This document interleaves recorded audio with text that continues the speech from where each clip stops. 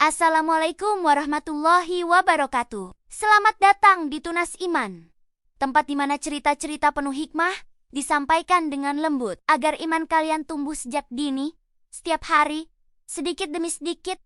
Seperti tunas kecil yang tumbuh menjadi pohon yang kuat, hari ini kita akan mendengarkan kisah indah tentang manusia pertama yang Allah ciptakan. Namanya adalah Nabi Adam alaihis salam. Kisah ini penuh pelajaran, penuh keajaiban, dan sangat menyentuh hati. Jadi, duduk yang nyaman ya. Tarik napas, karena kita akan pergi jauh ke masa ketika bumi masih kosong dan langit begitu tenang.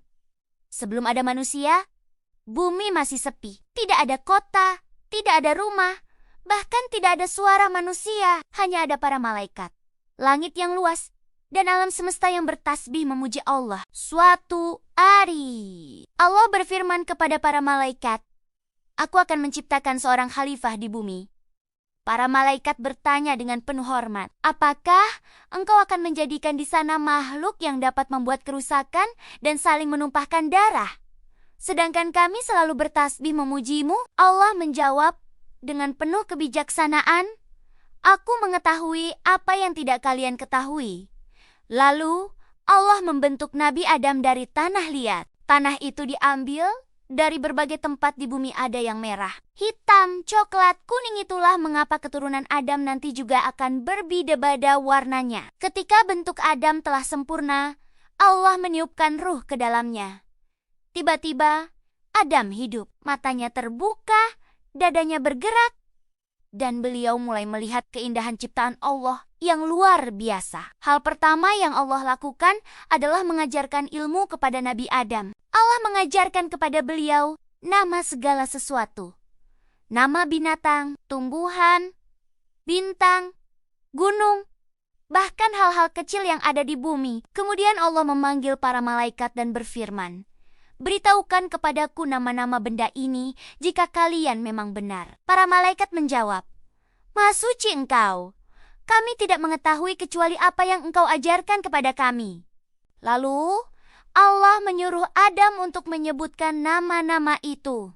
Adam pun menyebutkannya satu persatu dengan jelas. Para malaikat pun kagum. Ini membuktikan bahwa Adam adalah makhluk istimewa yang memiliki ilmu dari Allah. Setelah itu, Allah memerintahkan malaikat dan jin untuk bersujud sebagai tanda penghormatan kepada Adam. Bukan sujud ibadah ya, tapi sebagai bentuk penghormatan. Semua malaikat patuh dan langsung bersujud. Namun ada satu makhluk yang menolak dengan angkuh. Dialah iblis. Allah bertanya, "Wahai iblis, apa yang membuatmu tidak mau bersujud?" Iblis menjawab dengan sombong, "Aku lebih baik dari dia. Engkau menciptakan aku dari api, sedangkan dia hanya dari tanah." Karena kesombongannya itulah iblis diusir dari surga. Namun, sebelum pergi, ia meminta satu hal. "Ya Allah, beri aku waktu sampai hari kiamat. Aku akan menyesatkan anak cucu Adam." Allah mengizinkannya untuk menguji manusia, tetapi Allah juga menegaskan bahwa hamba-hambanya yang tulus dan beriman tidak akan bisa digoda olehnya. Allah kemudian menempatkan Adam di surga. Segalanya di sana begitu indah. Pohon-pohon tumbuh dengan buah-buahan yang lezat, sungai-sungai jernih mengalir, udaranya sejuk, dan tidak ada rasa sedih sama sekali. Namun, di tengah keindahan itu, Adam merasa sepi. Tidak ada teman untuk berbicara. Allah Maha Pengasih mengetahui apa yang dirasakan Adam. Maka, saat Adam tertidur, Allah menciptakan seorang pendamping untuknya dari tulang rusuknya sendiri. Ketika Adam bangun, di sampingnya berdiri sosok yang lembut dan cantik. Dia adalah Hawa. Adam tersenyum. Hawa pun tersenyum. Mereka pun tinggal bersama, menikmati kebahagiaan yang tiada tara di surga. Namun, iblis tidak pernah tinggal diam. Ia menyimpan dendam dan ingin membuat Adam dan Hawa bersedih, serta melanggar perintah Allah di surga. Allah mengizinkan mereka menikmati apa saja, kecuali satu hal. Jangan dekati satu pohon itu. Hanya satu pohon yang terlarang. Tapi iblis mulai membisikkan godaannya kepada Adam dan Hawa. Ia berkata, "Pohon itu adalah pohon keabadian. Kalau kalian memakannya, kalian akan hidup selamanya. Kalian akan menjadi seperti malaikat. Iblis menyamar, berbicara lagi dan lagi dengan tipu muslihatnya. Hingga akhirnya, Adam dan Hawa pun tergoda. Mereka mendekati pohon itu, mengambil buahnya, dan memakannya. Begitu mereka memakannya, terjadilah sesuatu yang mengejutkan. Tiba-tiba pakaian cahaya mereka yang indah hilang. Mereka merasa malu dan panik, lalu segera menutupi tubuh mereka dengan daun-daun surga. Allah memanggil mereka, "Bukankah aku sudah melarang kalian mendekati pohon itu? Dan bukankah aku sudah katakan bahwa setan itu adalah musuh yang nyata bagi kalian?" Adam dan Hawa menangis penuh penyesalan. Mereka berdoa, "Ya Tuhan kami telah menzalimi diri kami sendiri. Jika Engkau tidak mengampuni kami dan memberi rahmat kepada kami, niscaya kami termasuk orang-orang yang rugi." Meskipun Allah Maha Pengampun, kesalahan itu memiliki konsekuensi. Allah memerintahkan Adam dan Hawa untuk turun ke bumi. Bumi kini akan menjadi tempat tinggal manusia, tempat mereka bekerja, berjuang, dan beribadah kepada Allah. Adam diturunkan di sebuah tempat yang sekarang kita kenal sebagai India, sedangkan Hawa diturunkan di Jeddah, Arab Saudi. Mereka terpisah sangat jauh. Bayangkan betapa sedihnya mereka, sendirian di bumi yang luas dan asing.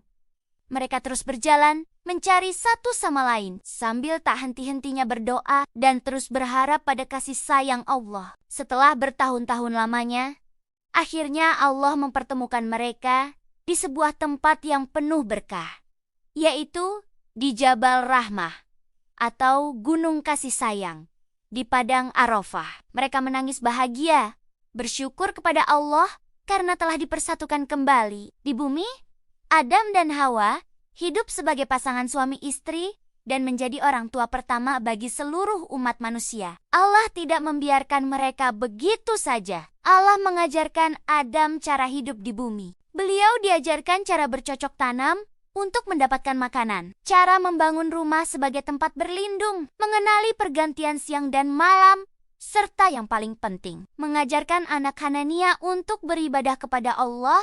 Allah juga memberikan wahyu kepada Adam.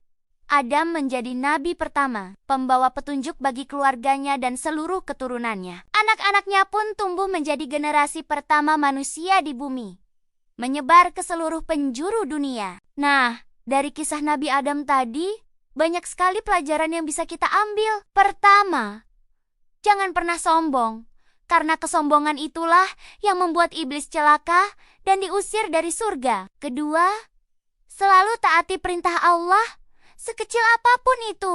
Ketiga, kalau kita berbuat salah, jangan putus asa. Segeralah bertaubat dan meminta ampun, seperti yang dilakukan Adam dan Hawa. Ingat, Allah Maha Pengampun, selama kita mau kembali kepadanya. Dan yang terakhir, kita harus ingat bahwa manusia diciptakan untuk menjadi khalifah di bumi, artinya kita bertugas untuk berbuat baik dan menjaga planet ini. Itulah kisah Nabi Adam alaihissalam.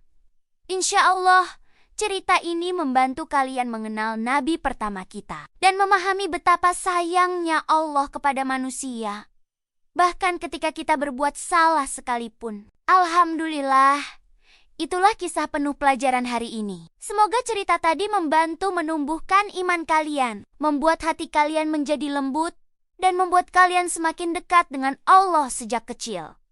Ingat ya anak-anak, iman itu seperti tanaman. Kalau dirawat, disiram dengan ilmu dan amal baik, serta dijaga dari hal-hal buruk, maka ia akan tumbuh kuat di dalam diri kita. Insya Allah, besok kita akan belajar kisah penuh hikmah lainnya. Terima kasih sudah mendengarkan di Tunas Iman. Jangan lupa subscribe ya. Sampai bertemu di kisah berikutnya. Wassalamualaikum warahmatullahi wabarakatuh.